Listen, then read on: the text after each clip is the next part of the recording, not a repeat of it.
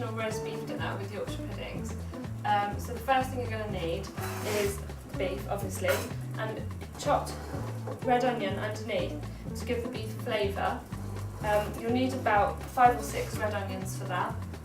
I'm going to serve it with the Yorkshire puddings. You need 250 grams of plain flour, 4 medium eggs and a pint of milk. To go on the beef, obviously we need some salt and pepper, which we'll use for seasoning throughout the meal. And I'm also going to rub some mustard onto the beef. To make the gravy, I'm going to take the juices from the beef and I'm going to put some red wine in and some fresh chicken stock and some salt and pepper. To go, obviously, we're going to have some roast potatoes, which we're going to boil up and then we're going to cook in some oil, which we've got here. We're also going to do some baked onions, which we need to serve with some butter and sugar and some balsamic vinegar, which is going to be baked in the oven together. And we'll also do some peas and some leeks, and also some Sweden carrot mash, which needs to be chopped up all together. Also going to use a stock cube to flavour the green veg. You need to turn the oven up to 200 degrees Celsius, and I've got my onions and the beef. Next thing I'm going to do is plenty of salt and pepper. It's going to create like a crust for your beef. Normally I would now rub this with oil, because I'm going to put some mustard on it, I don't need to do that. You need to just rub it in the meat.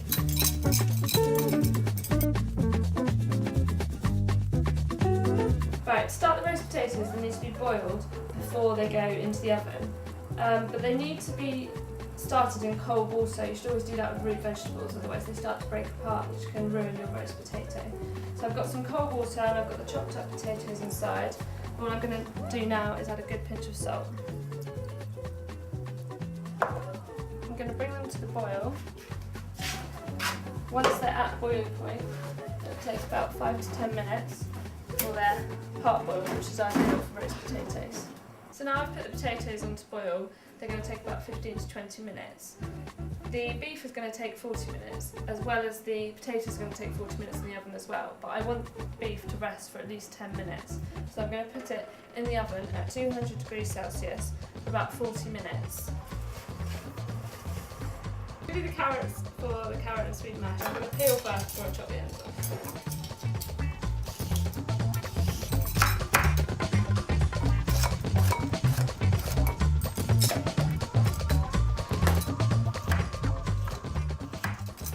Chopping the sweet for the carrot and sweet mash. It's good to use a little knife instead of a peeler because the skin is quite hard.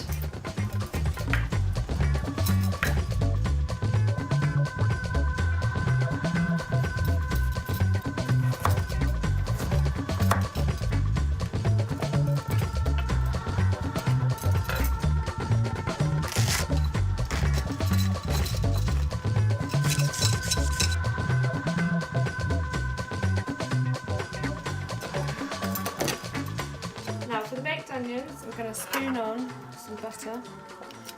Just put another butter on top of each onion. Then you're going to sprinkle some brown sugar on the onion. This will help them caramelise. I'm going to put some balsamic vinegar on. All you need to add is a pinch of salt and some cracked black pepper. And these are going to take about 25 to 30 minutes in a hot oven. I've just strained the potatoes. I'm going to shape the pan. This is going to make the potatoes go fluffy on the outside so that when the hot oil hits them, they're going to go crispier. And I'm going to put them in the hot oil that's just come out of the oven.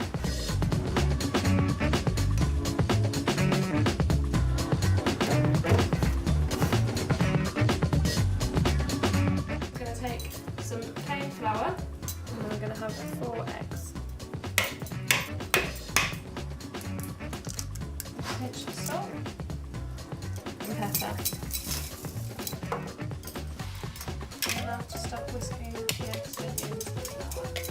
When you've reached a very thick consistency, like so, when the flour is just coming away from the edge of the bowl, just get your milk.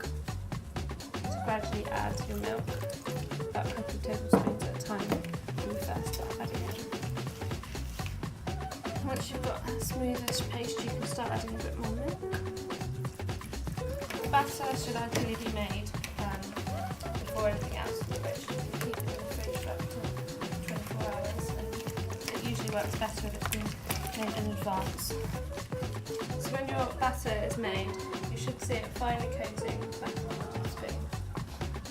I'm going to make the Yorkshire puddings now. I've got the batter, but before I do that, I've got some oil in a tin. Normally you'd use cake tins, but I'm improvising today. But before we put the batter in, we've got about 1 centimetre of oil at the bottom, and we need to make sure that it's hot before we put the batter in. So I'm going to put it in the oven for about 4 to 5 minutes, and as soon as I can tell that it's hot, I can take it out, pour the batter in and put it back in.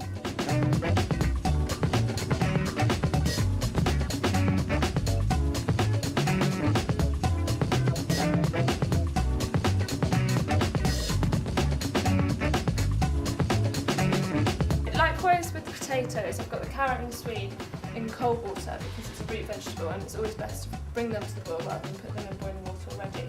Once they're boiling, it'll then take 15 to 20 minutes for them to cook so they're soft enough to make the mash. So I've got the boiled swede and carrot. All I'm going to do is add a big bit of butter, a pinch of salt, some pepper.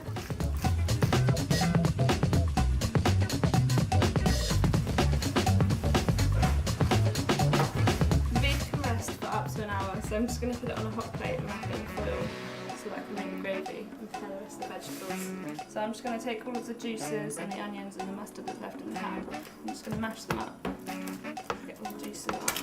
Put the pan back on the heat, some red wine. You need about a couple of glasses. A large frying pan here, and I've got some olive oil and some butter in the pan. I'm just going to add some leeks on a high heat and cook them for about 15 minutes. Onion and wine mixture going on here for the juices, and what I'm going to do is add a pint of chicken stock.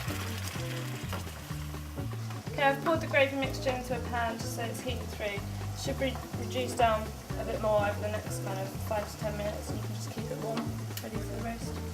Okay, once the leeks have been cooking for about 15 minutes and they've gone all soft, you can add all the peas, stock cubes, salt, pepper. Mix it all up. It will take about another 5 minutes until it's ready. Okay, after you've removed the strings and the meat has been left to rest, it's ready to carve.